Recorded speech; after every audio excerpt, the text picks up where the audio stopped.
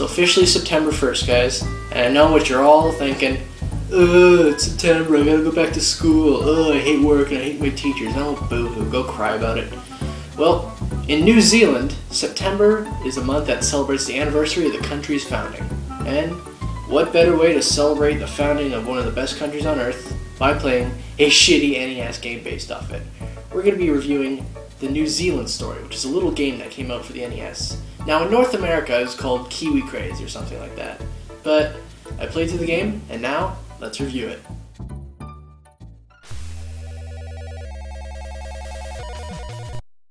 So the game starts off and you're at a zoo. Any minute now. Come on. There we go. Basically you play as a kiwi bird, which is a bird native to New Zealand, and you just go around shooting hermit crabs. That's about it, and you collect apples. What's this over here?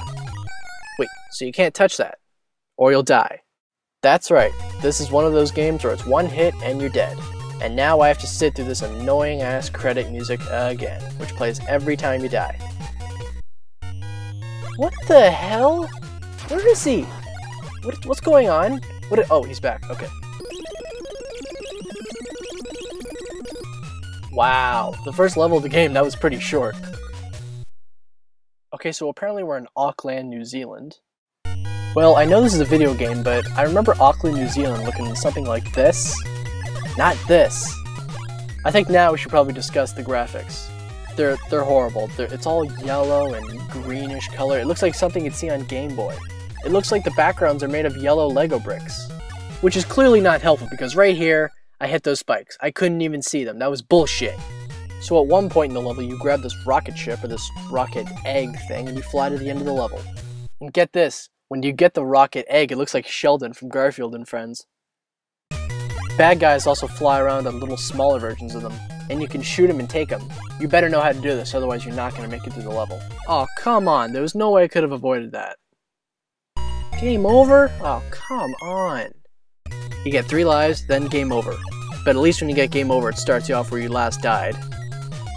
I love how you spawn a little snorkel and goggles whenever you go swimming. At this point, I have to say, when I was playing this, I was starting to get pretty bored because you just keep doing the same thing. Shoot enemies, fly on eggs, get apples, that's it. Ooh, look at that, spear in the ass, not good. That damn music is starting to get annoying. So at the end of the level, you come to a boss. You'd think you just shoot him and you defeat him, right? No, get this, you have to wait a little bit and he'll eventually come and eat you. Wow, that's some pretty bad graphical glitching right there. So the fail whale, he comes and eats you, and the battle takes place inside of his stomach, or it could be his mouth or whatever. No strategy, just shoot the walls and he'll eventually spit you out. Watch out for the dripping water. This reminds me of the Prince Froggy battle in Yoshi's Island. So the next world, you're in a place with a lot of huts. Huh. Wow. I doubt the Maori natives of New Zealand would be happy about that stereotype.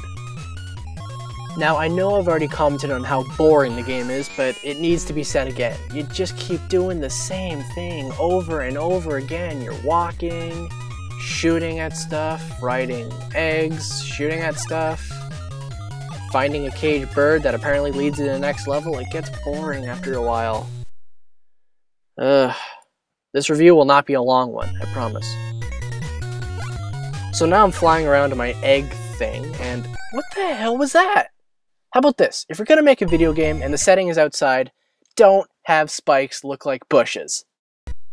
Well, that's great. I can't even see the kiwi bird anymore. Where is he?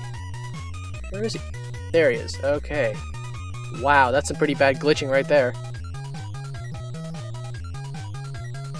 Why does it take so long to recover your air? It should just be instant. This isn't real life. You can also get upgrades for your blaster gun, but from what I've seen, they do absolutely nothing but just make the beam bigger.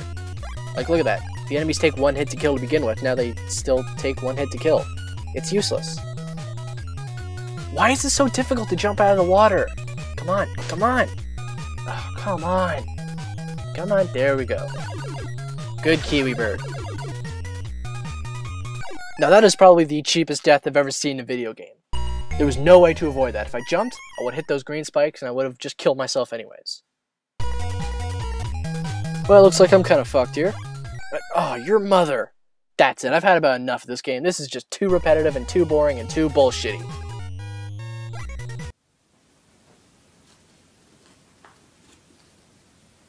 Insanity.